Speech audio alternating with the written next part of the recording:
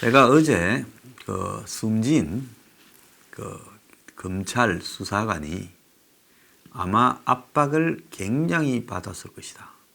자, 청와대는 지금 그 검찰 수사관에 대해서 무리한 검찰의 별건 수사가 있었다. 이런 식으로 지금 흘리고 있습니다. 그리고 청와대뿐만 아니라 범여권이 이렇게 총동원되어서 공격을 하고 있어요. 악마 윤석열 이런 이야기도 지금 나오고 있어요. 여권 민주당 내부에서는 검찰을 특별 감찰해야 된다. 그러면서 공격에 나서고 있습니다. 이게 자기들이 공격에 나설 건수인가 누가 보더라도 의아스러운데요. 이 적반하장도 유분수입니다. 자, 그러면서 사망 원인을 둘러싸고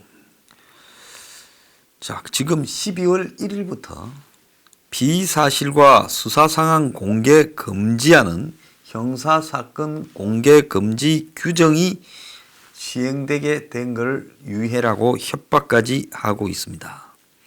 유서에 있지도 않은 내용을 거짓으로 흘린다고 검찰을 이렇게 겨냥하고요. 이인영이는 숨진 백 수사관의 휴대전화를 검찰, 경찰이 같이 포렌식 검증을 하고 검찰 수사팀에 강압적 수사가 있었는지 특별 감찰을 실시해 규명할 것을 법무부에 촉구한다 말했습니다. 자, 이 말은 무슨 말인가 하면 검찰 너네가 겁주다가 죽게 만드는 것 아니냐고 지금 이야기를 하고요. 자, 지금 검찰에 대해서 감찰 확대 규정을 적용하겠다면서 이 사건과 관련해서 수사관이 죽은 것이 마치 검찰 책임이냐 저래 하고 있는데요. 지연죄가 많은 놈들이 구린데가 많아서 지금 발악을 하고 있다고 저는 보고 있습니다. 검찰 내부에서는 죽어도 진실을 밝혀내겠다고 지금 하고 있어요. 자, 그런데 왜 검찰이 저렇게 신속하게 했느냐 하면 이 서초 서장과 관련해 가지고 검찰이 서초 서장의 역할에 대해서 의문을 가지고 있기 때문에 그렇게 했다는 겁니다. 자, 김종철 서초경찰서장. 자, 지금 서초경찰서 앞에 있는 법무사 사무실에서 이분이 죽었지요. 그러니까 서초서에서 출두해서 유류품, 휴대폰을, 유서를 다 가져갔지 않았겠습니까? 그런데 이 서초경찰서장 김종철이 윤건영이 지금 문의 흑막 정치의 핵심인 윤건영과 함께 청와대에서 근무를 했기 때문에 이 윤건영이가 지금 텔레그램 등에서 유재수 부분과 관련해서 이 단골로 등장하는 키맨 아닙니까? 실제로 언더라고 불리우는 문의 이 핵심이죠. 자, 그 부분이기 때문에 검찰은 이걸 서초서에 그대로 놔뒀다가는 청와대 윤건영이한테 국정상황실에 보고될 수 있어 서초서에 포렌식을 맡기지 않았다. 이렇게 이제 검찰이 입장을 이야기하니 서초서장은 소설이고 억측이다며 형사상 법적 조치를 예고했다. 이래 말합니다. 청와대 국정상황실에 근무한 것은 사실이지만 국정상황실의 치안팀은 세간에서 제기하는 의혹과 무관한 부서다. 청와대에 근무한 걸로 매도한다. 이렇게 말을 하고 있습니다. 자, 그래서 경찰이 휴대전화를 바로 안 내줘갖고 검찰이 영장을 갖고 갔을 때 2일날 오후에 이 트러블도 좀 있었다고 이야기가 전해지고 있습니다. 자, 그래서 검찰은 이 백 수사관 사망 경위에 대해 의혹이 제기되고 있고 또 선거를 앞둔 수사의 공정성이 문제된 만큼 그 김기현 시장 수사 말입니다. 주요 증거인 고인의 휴대전화를 신속하게 보존해서 사망에 이르는 경위를 규명해야 된다. 이런 입장에서 압수수색을 했다 이래 말합니다. 법원이 압수수색 영장을 발부한 것 자체가 이미 이 사건을 바라보는 법원의 시각을 이야기를 해줬다고 봅니다. 경찰은 이례적인 압수수색이라고 반발을 했는데요. 검찰이 별건 수사 의혹 등과 관련해 숨겨야 하는 사실이 있는 게 아닌지 의심스럽다. 제가 요즘 경찰한테 한마디 좀 하겠습니다. 경찰이요, 이렇게 정권의 편에 서서 노골적으로 처신하다가요, 나중에 뒷감당 못할 일 생길 수 있습니다. 권력은요, 아주 짧습니다. 짧고 그 권력에 빌붙은 자들은요, 나중에 다 끝을 이렇게 비참하게 보게 돼 있습니다. 경찰이 나중에 어떡하려고 경찰의 간부들이 지금 이렇게 정치적으로 처신하고 있습니까? 어제 전화가 그 전화기 안에 다 들었다 이렇게 말을 했지요. 자, 백 수사관은 왜 죽어야 됐을까요? 검찰이 친정인 검찰이 백 수사관한테 별건 수사로 압박을 했을까요? 아니면 청와대가 백 수사관으로 하여금 검찰에 가서 불지 말라고 뭘 잡아서 압박을 했을까요? 양쪽에서 상식적인 인간적 압박만 했다고 사람이 자살합니까?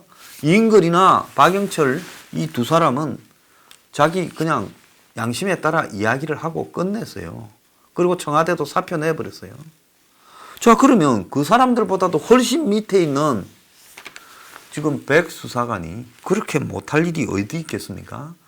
이인걸 특감반장이나 반부패 비서관 박형철이는 검찰에 가서 딱 보니까 이거는 상식적이라면 부인을 할 수 없는 증거나 정황들이 다 있으니까 참 그 사회적 지위가 있는 사람으로 옛날 검사 출신으로 차마 부인을 못한 겁니다.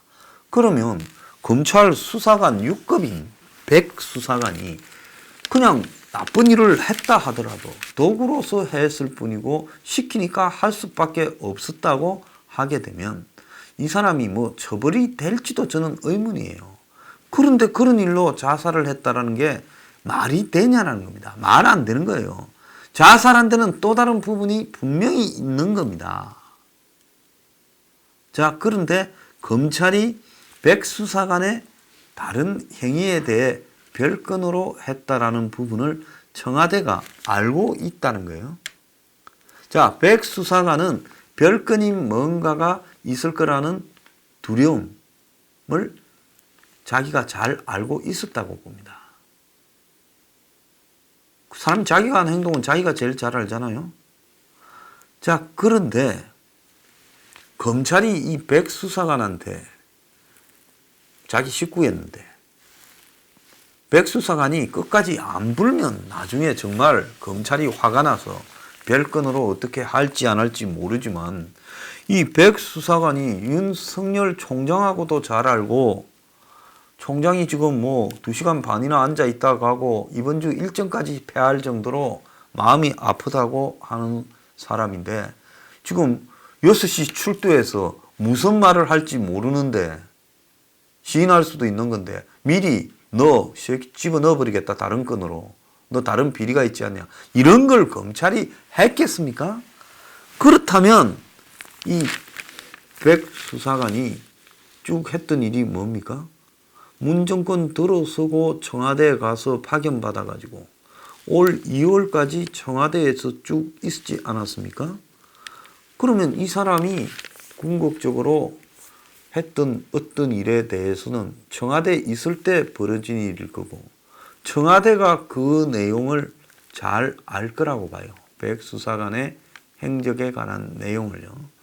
그래서 백 수사관이 진짜 압박을 받은 것은 검찰이 아니라 제가 봤을 때는 청와대에서 너 말 잘 못하면 알지.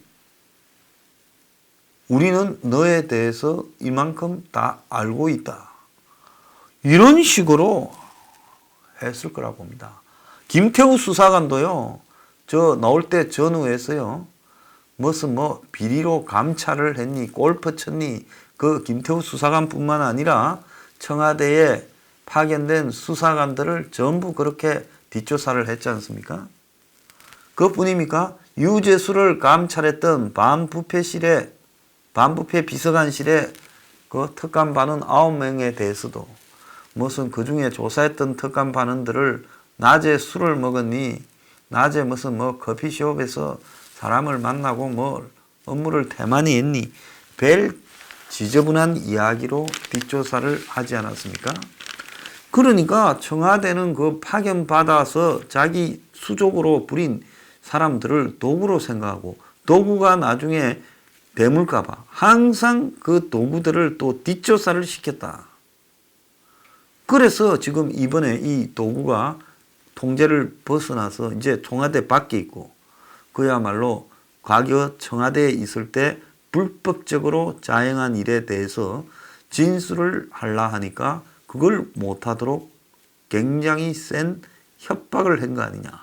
그래서 이 사람이 자 잘못하면 검찰 편을 들자니 청와대 협박에 내가 죽을 수 있고 또 그렇다고 청와대 편을 서면 진정인 검찰을 완전히 배신해서 검찰이 또 날 어떻게 할지 모르고 이 상황에서 결국은 자기가 죽어서 다 덮고 가자. 이렇게 된 거라고 보는 것이 아주 합리적인 거죠. 그런데 이 숨진 별동대원의 아이폰이요. 그런데 이 아이폰 10이 지금 잠금 장치 상태에 있어 가지고 검찰이 이걸 갖다가 어제 아침부터 열라다가 못 열었다는 거예요. 그래서 검찰의 포렌식 센터에서 경찰까지 또 참관을 요구해 가지고 기어코 또 경찰의 사이버 수사대 사람들까지 지켜보는 도중에 지금 포렌식이 진행됐는데 이 숨진 수사관이 잠금 장치를 걸어놨다는 겁니다. 아이폰 잠금 장치는 대금 장비로도 푸는 게 어렵다. 외부 업체 힘을 빌어서 해결해야 되지만 쉽지 않다. 이렇게 말을 해서 어제 경찰이 지켜보는 앞에서는 못 풀었다는 거예요. 잠금 장치를 못 풀면 하명 사건 수사가 난항에 빠질 거고 미국에서도 옛날에 FBI가 테러범의 아이폰 암호를 풀지 못해서 애플에 요구를 했다는 겁니다. 도움을요. 그래서 6자리 암호를 기본 모델로 또 경우에 따라서는 신형들은 지문 인식이나 안면 인식을 갖다가 추가할 수도 있습니다. 저도 지금 사무실에서는 아이패드 하나가 잠겨버려 가지고 또 사무실에서 지금 비번이고 다 잊어먹어가 못 열어 가지고 아주 낑낑 매고 있습니다. 그래서 사용자가 잠금 장치로 2가지 이상을 설정했더라도 1가지 인정만 하면 열리게 되는데 그래서 지금 백 수사관이 어떤 잠금 장치를 해놨는지 지금 확인이 안 되는 겁니다. 검찰 입장에서는 백 수사관이 지문 인식을 했다면 지문은 사람이 죽어도 시신에서 지문을 채취해서 이렇게 확보하는 것이 가능한데요. 지문을 사용하지 않았다면 이게 복잡해져서 암호로 이제 잠금 장치를 6자리로 해놨다면 숫자 영어 대소문자를 조합한 6자리를 풀라 하면 560억 개를 해야 된다는 겁니다. 경우의 수가요. 12초마다 한 번씩 시도한다면 밤낮 없이 했을 때 144년이 걸린다는 거예요.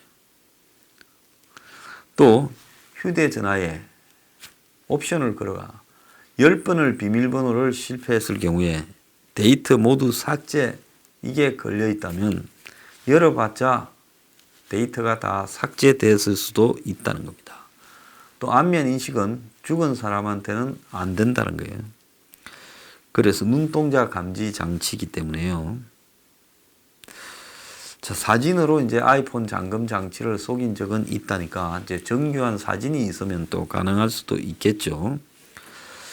자, 그래서 지문 인식을 사용했더라도 휴대전화가 한번 꺼졌으면 다시 켤 때는 또 암호를 요구한다는 겁니다.